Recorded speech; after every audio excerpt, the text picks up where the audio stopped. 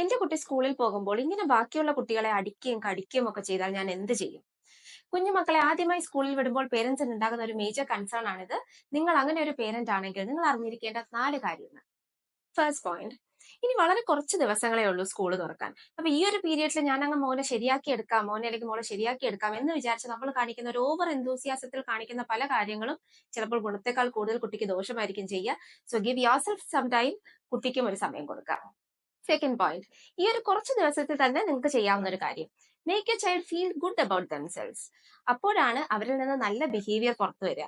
നമ്മളായാലും അങ്ങനെ തന്നെ അല്ലേ? അതിനാൽ അവരിൽ നിന്ന് വരുന്ന എല്ലാ നല്ല ബിഹേവിയേഴ്സും അപ്രീഷിയേറ്റ് ചെയ്യുക. 3, കുട്ടികൾ അടിക്കുകയും കടിക്കുകയും ഒക്കെ ചെയ്യുന്നത് അവർക്ക് എന്തെങ്കിലും ഒരു വിഷയത്തിൽ ദേഷ്യം വരുമ്പോഴോ സങ്കടം വരുമ്പോഴോ ഡിസപ്പോയിന്റ്മെന്റ് സംഭവിക്കുമ്പോഴോ ഒക്കെയാണ്.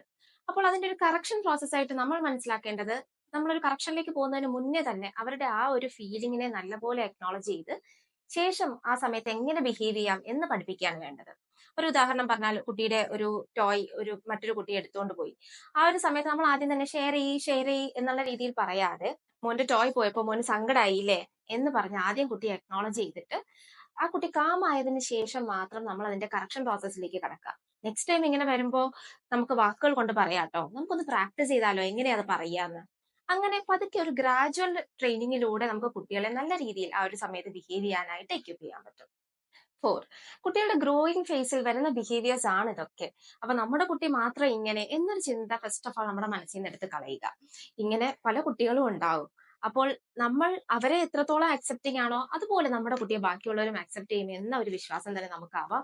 പിന്നെ വളരെ ഇമ്പോർട്ടന്റ് ആയിട്ട് നമുക്ക് വേണ്ടത് പേരൻസ് ടീച്ചേഴ്സിന്റെ റൈറ്റ് ആയിട്ടുള്ള സപ്പോർട്ട് തേടുക എന്നുള്ളതാണ്.